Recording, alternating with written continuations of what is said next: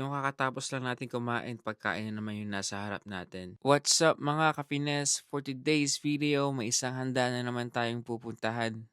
At meron nga pala tayong bisita all the way from New York City. Siya nga pala ang tito namin na hindi pa namin nakikita since nung umalis kami sa Pinas noong 2007. At ngayong araw na to, bibisita siya. At andito nga din pala yung mga kabarangay namin sa Batangas. At habang naghihintay kami sa kanyang pagdating, nag-check muna ako ng mga pagkain dito. At tiyak na mapaparami na naman yung kain ko. Kung nasa Pinas lang siguro kami, mga tropa, andyan dyan for sure. Kaso hindi eh. Pero for sure next year guys, magkakasama-sama na naman tayong magkakatropa. Narinig na.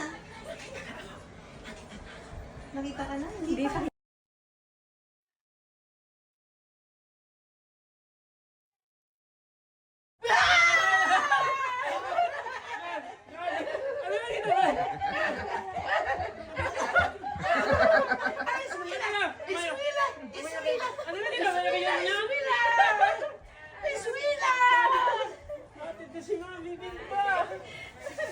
At dumating na nga rin pala yung mga iba kong tita at saka mga tito.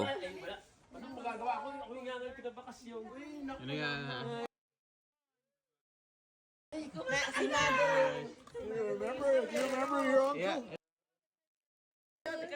Ako na laging busy sa trabaho. Di ba sinisinsi ng aking tawag eh? Tawag ko. Kahit tikim laang, alam kong hindi ka makain. Hindi ka na kumain dahil pinaghandaan ito. Marami pang binabarbecue sa labas.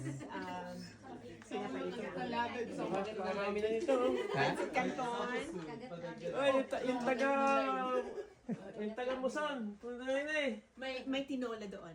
Ito ang May tinola, may arroz caldo doon. O may arroz caldo rin. Tawag si Kinji. Tawagin mo si Kinji.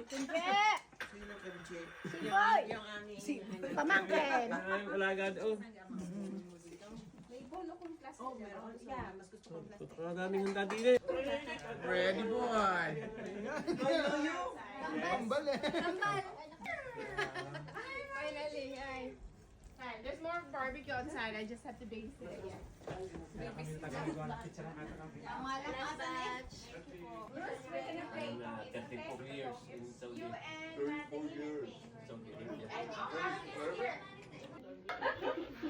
Bulalo.